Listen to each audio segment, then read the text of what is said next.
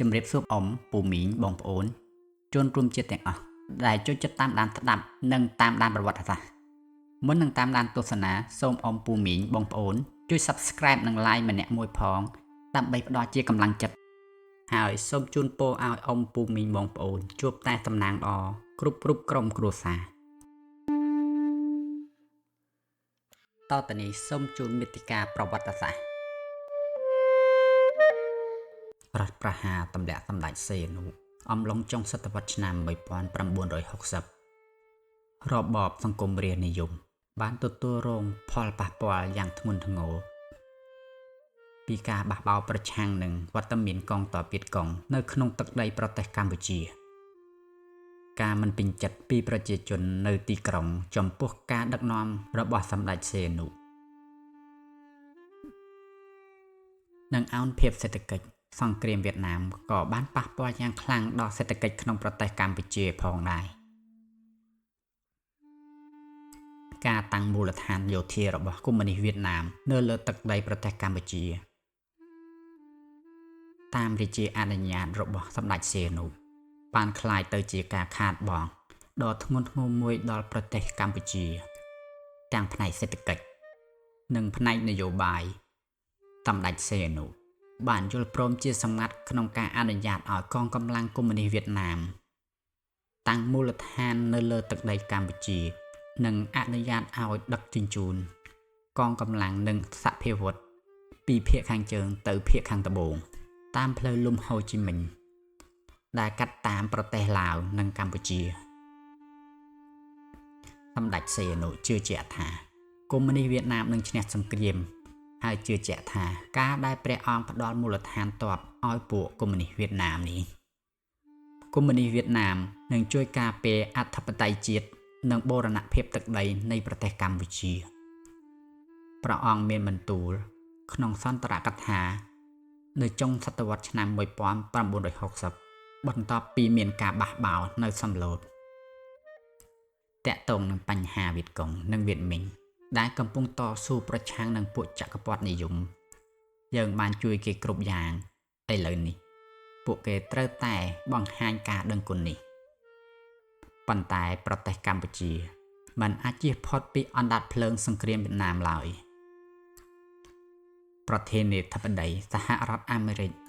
លោក Richard Nixon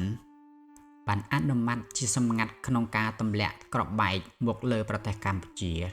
ដោយសម្ដៅកំទេចមូលដ្ឋានយោធាវៀតកុងទាំងនោះការទម្លាក់គ្រាប់បែកដោយជនហោះ B-52 បានចាប់ផ្ដើមប្រតិបត្តិការធំក្នុងឆ្នាំ1979ហើយបានបណ្ដាលឲ្យមានការប៉ះពាល់ដល់ប្រជាជនកម្ពុជាយ៉ាងធ្ងន់ធ្ងរជាពិសេសប្រជាជនដែលរស់នៅក្នុងភាគបូព៌ានិងឦសាននៃប្រទេសកម្ពុជាតាមបណ្ដោយផ្លូវលំហូជីមិញប្រជាជនកម្ពុជាជាច្រើនអ្នកនៅចងចាំពីបទពិសោធន៍ដ៏ជូរចត់ដែលពួកគេត្រូវជ្រុលស្រូវនៅពេលយប់ដើម្បីជៀសវាងពីការទម្លាក់គ្រាប់បែកនៅចុងសម័យសង្គមរាស្ត្រនិយមគឺនៅពេលដែលប្រទេសកំពុងធ្លាក់ចូលយ៉ាងជ្រៅទៅក្នុងសង្គ្រាមវៀតណាមសម្ដេចសីហនុបានផ្ដល់សមត្ថកិច្ចដល់លន់ នល់ក្នុងការបង្កើតរដ្ឋាភិបាលស្រោចស្រង់ជាតិនៅខែសីហាឆ្នាំ1969នៅខែមករាឆ្នាំ1970ព្រះអង្គបានចាកចេញពីប្រទេសកម្ពុជាទៅប្រទេសបារាំងដោយអះអាងថាទៅពិនិត្យសុខភាពដោយទុករជ្ជកិច្ចជាតិឲ្យលន់ នល់ជាអ្នកកាន់កាប់ក្នុងពេលជាមួយគ្នានោះដែរប្រជាជនជាច្រើនខឹងនឹងវត្តមានរបស់កងកម្លាំងវៀតកុងក្នុងប្រទេសកម្ពុជាបានបង្កើតឲ្យមានការបាតុកម្មធំចំនួន2ក្នុងខែមីនាឆ្នាំ1970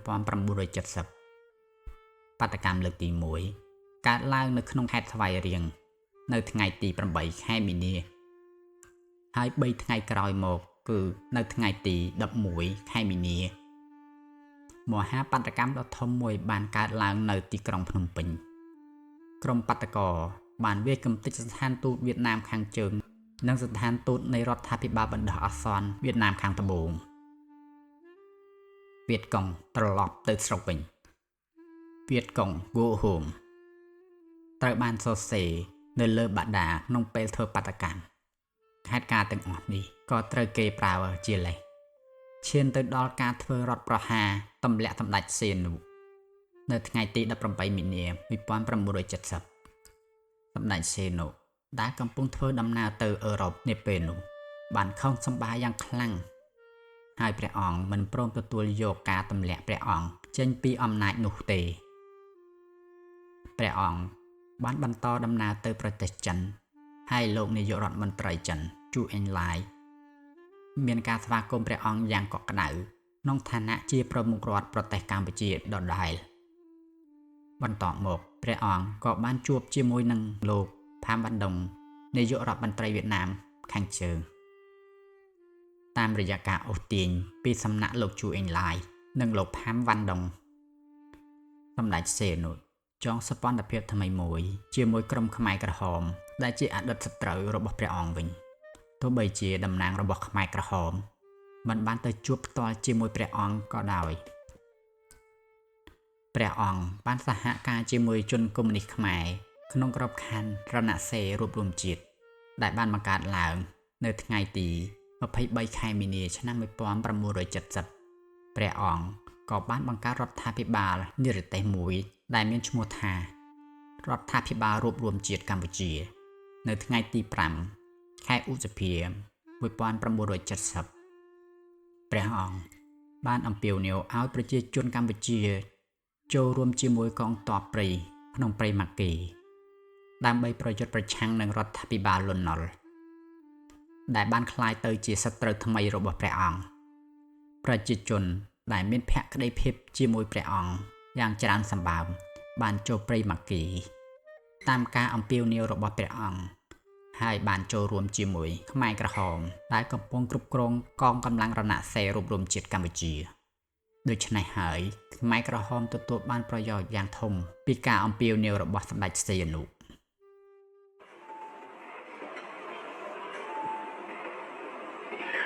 មូលហេតុដែលខ្ញុំចូលបម្រើការងារបាត់របស់ក្នុងជួរខំចំនេះដោយលន់នល់ធ្វើរដ្ឋបហា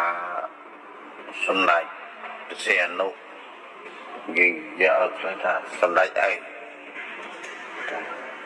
ហើយក្រោយមកសម្ដេចស្រែកអំពាវនាវឲ្យកូនចៅចូលព្រៃម៉ាគីរួមកម្លាំងគ្នាដើម្បីរំលំរបបលន់នល់ដូច្នេះ